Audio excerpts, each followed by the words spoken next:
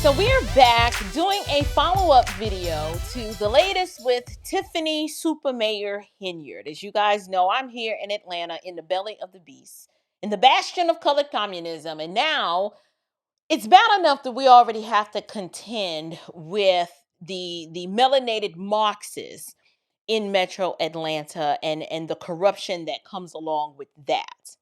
But now we've got to contend with an EBT Republican. We've got to contend with this individual who basically pillaged her way through Dalton, Illinois, and then decided to move here to Atlanta and wiggle her way into local politics, but with a twist.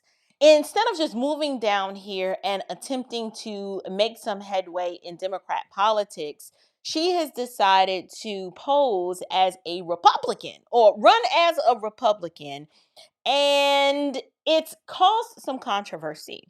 So what I want to do, I want to react to a recent appearance of Tiffany Henyard on NewsNation, where they ask her, well, why should Georgia voters trust you in light of all of the scandal and, financial impropriety that you are attached to back in Illinois? Let's take a look at your new political adventure in Georgia. You had many accusations of corruption when you were the mayor in this little town in Illinois. There was accusations of spending millions and millions of dollars in a deficit. There were questions about taxpayer spending in Las Vegas, first-class tickets. You're once deemed the worst mayor in America. You used to be a Democrat. Why should Georgia voters trust you to run as a Republican genuinely, but also that you've changed your ways? Well, first I want to speak to the fact of why I'm running as Republican. My values no longer align with the Democrat values. Okay, before I get into her answering this question, this NewsNation journalist asked a very pointed question. She's like, listen, you were deemed the worst mayor in the country. There's all of this, this scandal surrounding you. I thought it was interesting that Tiffany, instead of answering that question, she chose to respond to say why she's running as a Republican. The reason why we need to be on the lookout for your Tiffany Hinyards. I've done content on this before, and I talked about the EBT Republican, which is basically someone who they're not really conservative at their core.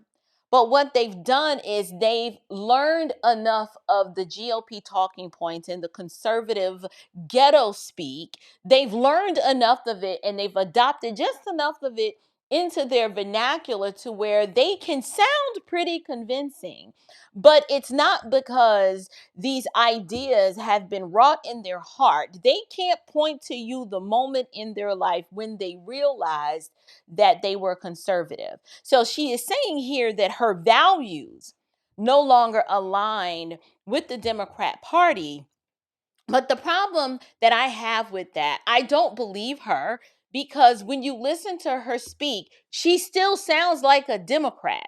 She is still wanting the government to provide you with things and stuff, right? It's the EBT mindset. Give us free. You can't just slap government dependent on the GOP and dress up in a red blazer or a MAGA hat and then try to convince us that you're a conservative. There's nothing conservative about this woman. She's exploitative just like Democrats. She's corrupt just like Democrats. She's using politics to enrich herself just like Democrats. And so I understand why she's on this media tour, but man, this is not enough. This is not going to be enough to convince anybody that you are a Republican. And I'm all about faith. I'm all about God. I'm all about making sure you walk the tightrope as it relates to where you're going.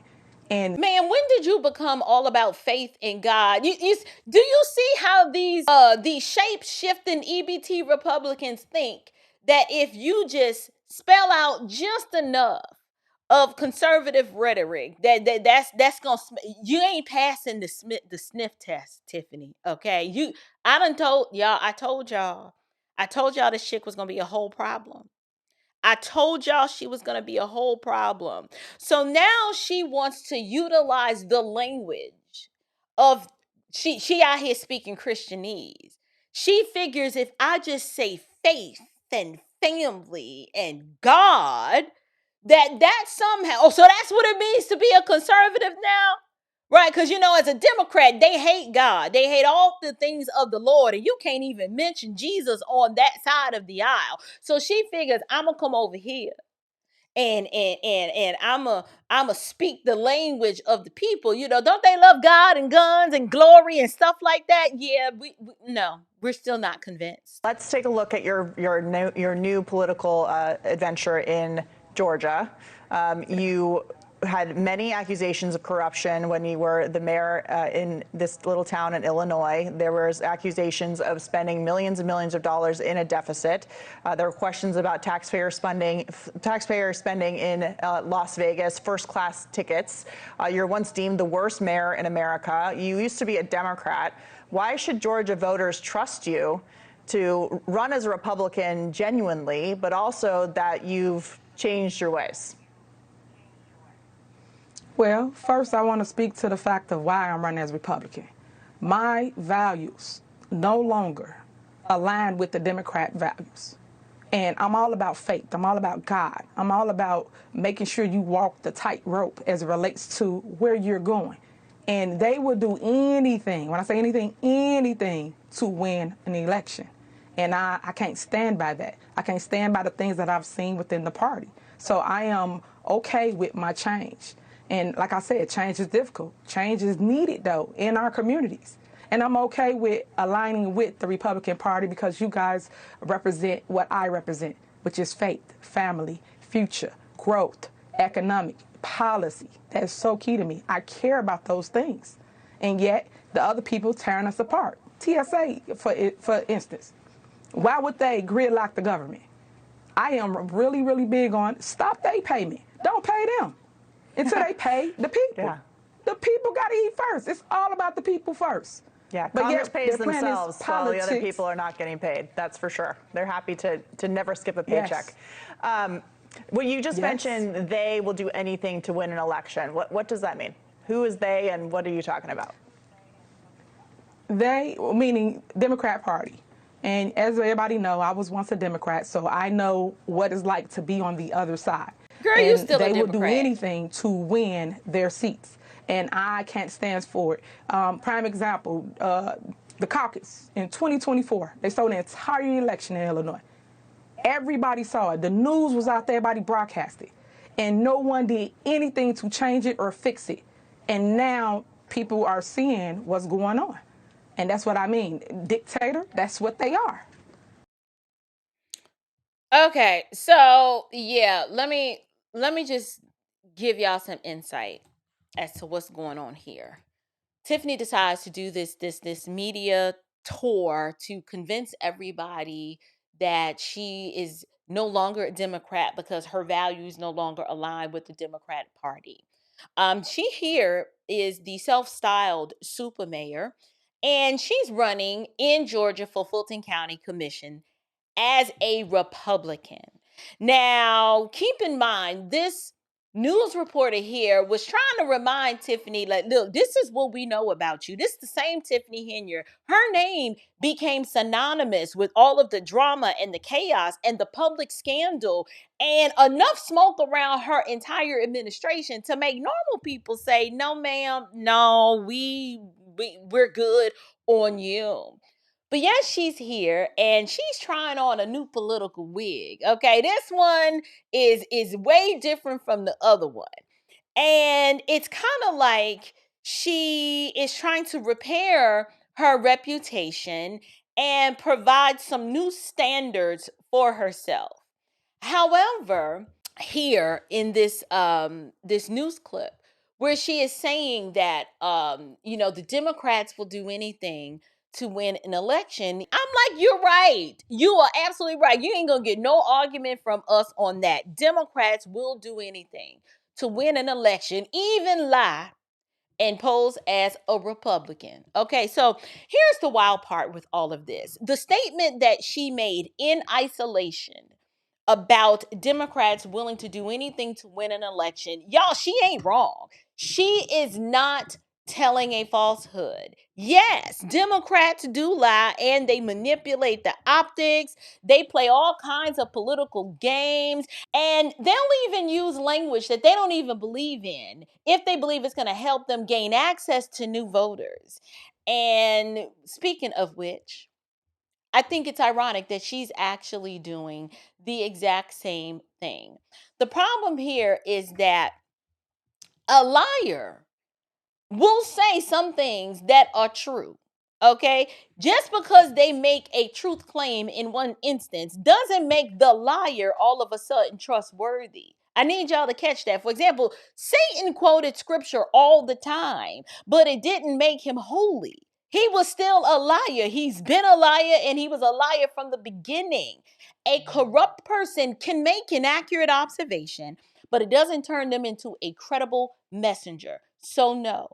Tiffany Henyard here. We appreciate you throwing us a bone and telling us the truth about Democrats, okay? But it's not enough to make conservatives forget what we saw from you just a few months ago. So here's why people do not trust. At least I'll speak for me. I don't trust this woman. And this is where I hope some folks won't get confused. A lot of people think that if a person says one thing that aligns with what we believe here on the right, that we're just supposed to immediately start and celebrate and throw them a parade. That is not going to happen. We have way too much discernment for that. And two, we ain't that desperate. Okay. I understand it's the minority position for many to see Black women as Republicans or conservatives. But what conservatives should want, we should want someone who can do more than just repeat some talking points about God and guns and faith and family. That's real broad.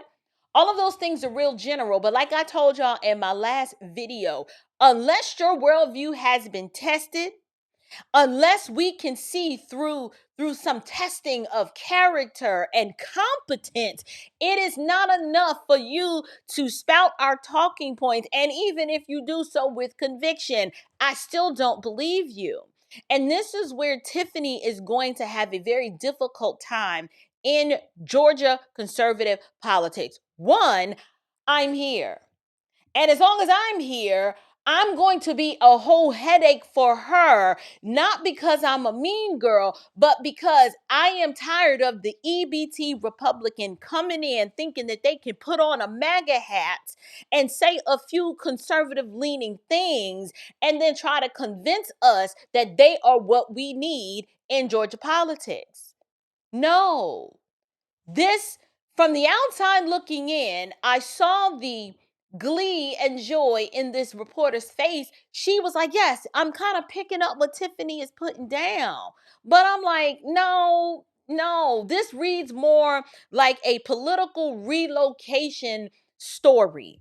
Okay? Tiffany doesn't strike me as someone that has undergone a serious ideological transformation. All of her explanations are real surface level. It's not deeply rooted in anything transformative like what happened with Karen Whitsett.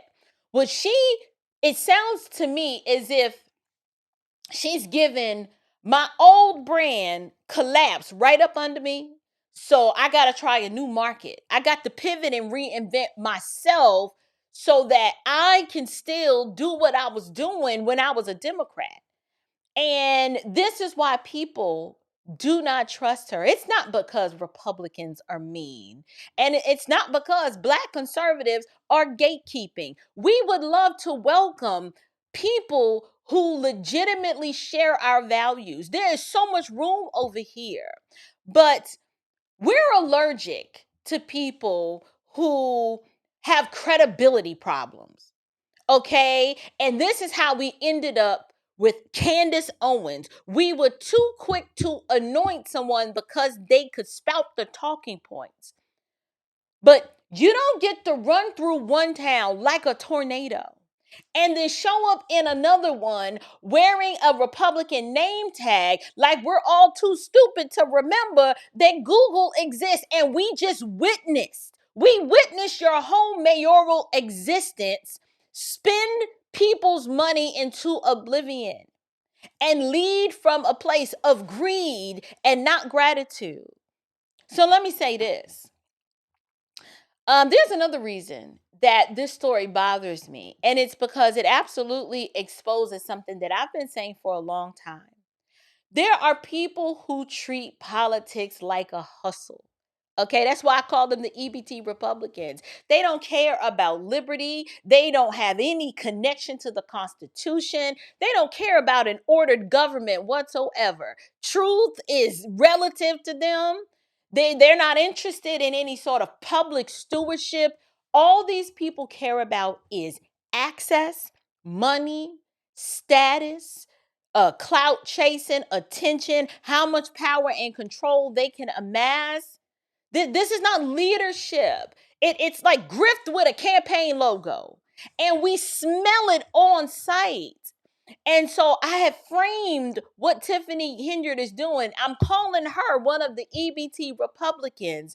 And it's because this feels like the political equivalent of someone who shows up to the conservative table and they still got a food stamp mentality. They're not coming to serve. They're not coming to build. They're not coming to protect the principles that we've been guarding since this party's founding.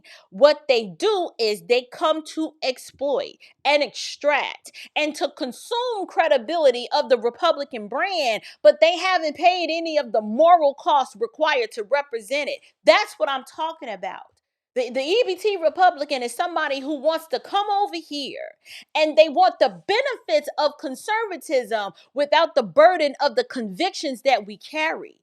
They want to come over here because they think there's space, but there's no loyalty. They have no honor. They have no character, and they are void of integrity. I have seen it happen. They come over here and they cozy all up to you. They'll exploit and use your name to get them access. But at the end of the day, when they don't get what they want, they will flip on you in a minute. They want the microphone. They have no moral framework from which to speak from that microphone.